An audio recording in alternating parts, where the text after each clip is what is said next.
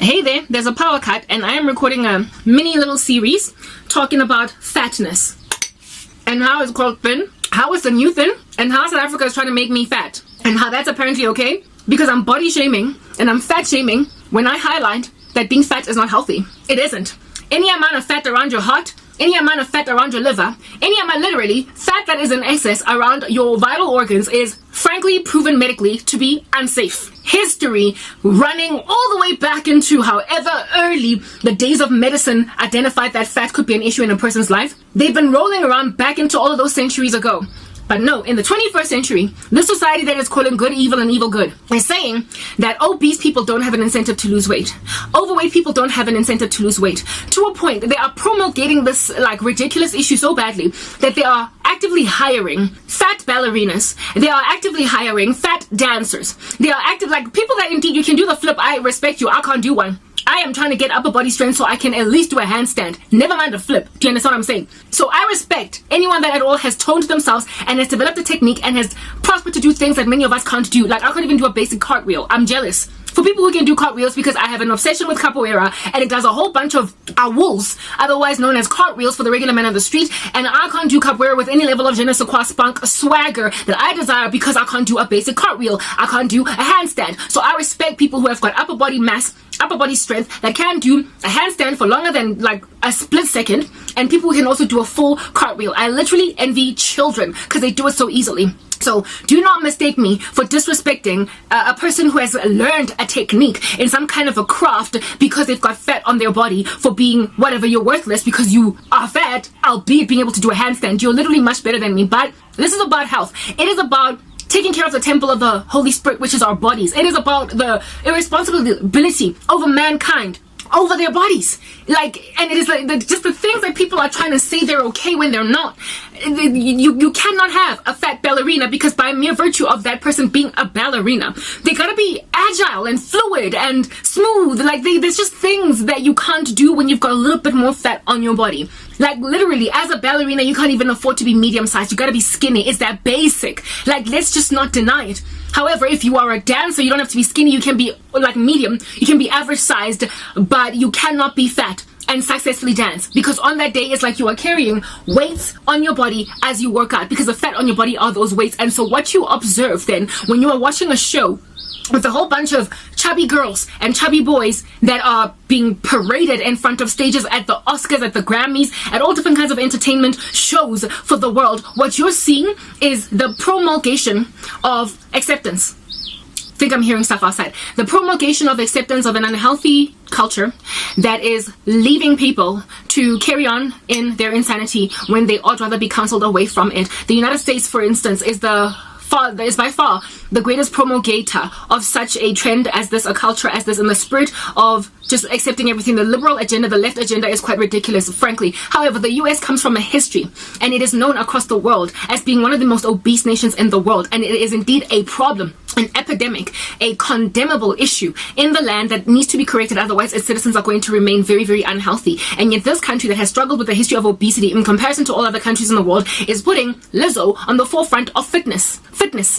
Putting Lizzo on the forefront of fitness. I am not against Lizzo. I love her. Do you understand? She's got a beautiful voice. She's incredibly talented, and if she turned her life over to the Lord, she might make for a really great gospel artist. I love Lizzo, but she is not to be the face of any fitness campaign at all.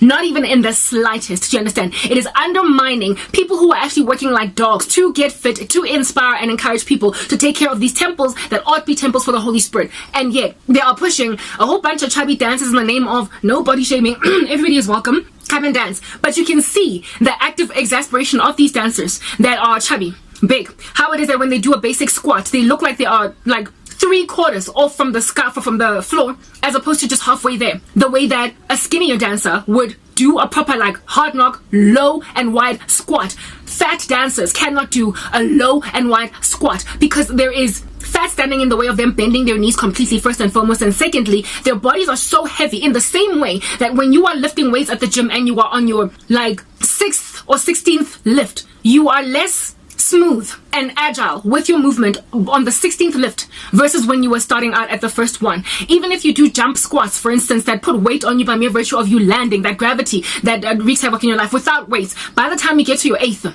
you are not going all the way down. You are barely making it. You're literally just bending your legs at like a little acute angle. It's not an obtuse, not an acute angle. You are not doing a proper finished job because the weight on you is exasperating by the time you get to your 8th or your 10th or your 16th, depending on your level of fitness. So when you have got that much weight on you, you are going to struggle to finish your set on a dance show stage. You are going to struggle to finish what you are doing when you are doing it because you are literally like one who is on your 10th or your 13th or your 15th or your 18th jump squat. And so therefore you are less palatable to take in your stride upon how it is that you look. Like, it does not look as smooth and as it looks fragmented. It looks fragmented because you are exhausted much quicker than who is this? Like the athlete next to you, the dancer next to you, that's a little bit thinner. They will never wear out as quickly as you do, even though you might have the same amount of muscle mass because you train the same amount of weights. And so you therefore build the same amount of muscle every single time you work out. Despite developing that, no matter how much you might do cardio to increase your stamina, to increase your durability, that too. But what I wanted to say is duration, your stamina, endurance, yes. No matter how much you might do a whole bunch of cardio to strengthen your endurance or get better at endurance, by mere virtue of you having a lot more fat on your body, you are still going to be less agile on the dance floor than a person with less fat on them. So to try and promulgate or pontificate the agenda by the fitness industry that fat people can still be fit is, goodness gracious, it's absurd. It's never been true. They can be fit, but they cannot be healthy while they're fat. Fitness, you can, even running, jogging, anything, there is a struggle there. I am not fat shaming. I'm just highlighting that in these last days, people are calling what is good evil and what is evil good. The Lord would never allow for a person to just sit and spread. There is a sin in the Bible called gluttony. Do you understand? Overeating is a total problem. Anything at all that is done in excess to the human body is a total problem. And if you continue to overeat, overindulge to a point where your body starts to get piles upon piles of fat on it, on that day you're sitting against God. You don't know when to stop. So if, as a person as big as you are, refuse to work out and get thinner because Hollywood is promulgating that fat is the new fit and Lizzo is the face for Nike or Adidas or whatever, you are on that day saying your temple does not matter and you can ransack it as much as you want. You can be as gluttonous as you want. We are living in an era of mukbangs as well, where there are these little kids rolling around all over the show, eating way too much food on social media when there is a famine all over the show everywhere else in the world. Like, it's problematic to eat that much. Like, the ones in Korea are the worst, with like 10,000 eggs that they consume in one sitting, and they've got these slender faces and these tiny little bodies. They are promulgating a culture of overeating in a world where overeating has always caused problems, and we have figured that out through medicine and the such.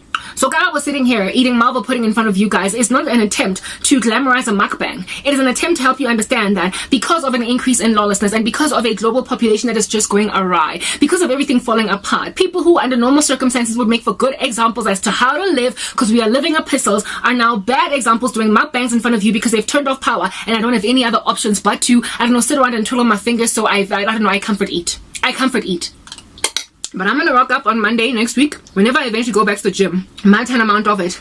And I'm going to be slightly fatter than I was last time I left the gym floor.